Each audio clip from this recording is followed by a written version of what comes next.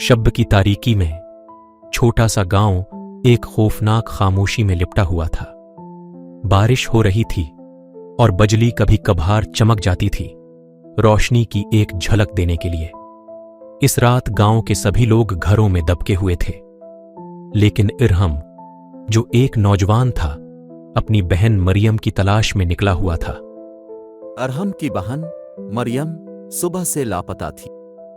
गांव के बुजुर्गों का कहना था कि जंगल में मत जाना, वहां एक पुरस्रार इफरीत रहता है। अरहम ने इन बातों को नजरअंदाज कर दिया और जंगल में दाखिल हो गया। अरहम के दिल की धड़कन तेज हो गई जब उसने जंगल के अंदर किसी के चलने की आवाज सुनी। मरियम, क्या तुम हो? अरहम ने पुकारा। कोई जवाब नहीं आया, सिर्फ पत्ते चरचराए। अचानक अरहम ने एक पुरस्रार साया देखा जो उसके करीब आ रहा था। साया करीब आया और अरहम ने देखा कि वो एक बलि थी, लेकिन उसकी आंखें गैर मामूली सुर्ख थीं। बलि ने एक गैर मामूली अंदाज में अरहम को घूरा और फिर अचानक गायब हो गई। अरहम ने चलना जारी रखा और उसे एक पुरानी बोसीदा झोपड़ी नजर आई। झोपड़ी के अंदर से रोशनी की मध्यम किरण निकल रही थी। अरहम ने हिम्मत जुमा की और दरवाजा धकेलकर अंदर दाखिल हो गया। अंदर एक बूढ़ा आदमी बैठा था, जिसका चेहरा झुर्रियों से भरा हुआ था। तुम यहाँ क्या कर रहे हो, नौजवान? बूढ़े आदमी ने पूछा। अरहम ने मरियम के बारे में बताया। बूढ़े आदमी ने सर्द आह भरी और कहा, यहाँ जो भी आता है वापस नहीं जाता। बूढ़े आदमी ने अरहम को एक छोटा सा आईना दिया और कहा, इस आईने में देखो और सच जान लो।